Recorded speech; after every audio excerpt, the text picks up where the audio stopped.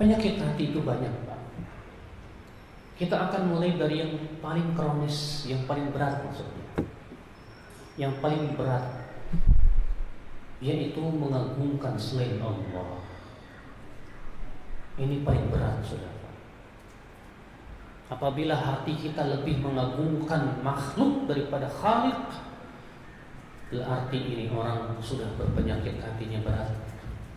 Hampir redup cahaya hati itu. Bahkan hampir-hampir dia mati hati tersebut. Karena orang kalau sudah mengagungkan sesuatu, hampir-hampir ia jatuh kepada kesyirikan. Sedangkan Allah tidak akan pernah mengampuni dosa syirik, akal Islam. Ya.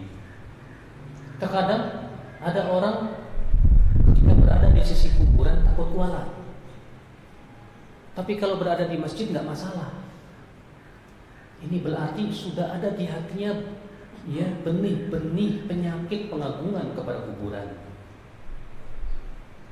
Ya, betul. Kalau ternyata ia lebih takut di sisi kuburan daripada yang berada di masjid.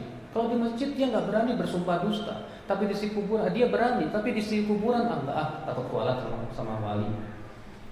Berarti ini orang takut kepada makhluk yang tidak bisa memberikan manfaat dan mudarat, Pak. Wah, ini berat, Pak. Berat. Iya. Berat Allah ya Islam azakumullah ya. Hati yang hidup itu adalah hati yang selalu mengagungkan Allah. Ya.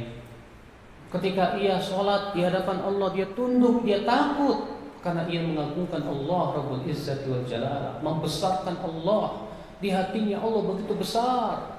Makanya kenapa sholat itu disyariatkan memulai dengan takbiratul ihram. Allahu Akbar. Memang artinya Allahu Akbar apa sih, Pak? Allah yang paling besar.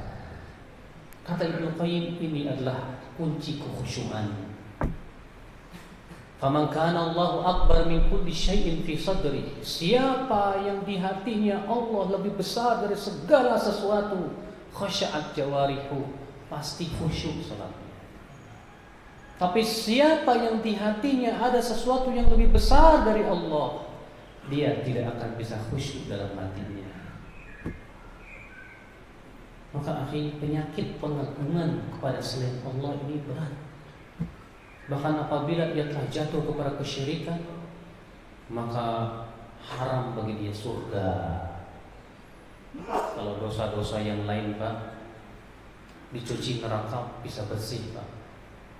Tapi untuk kesyirikan dicuci neraka pun tidak bisa bersih.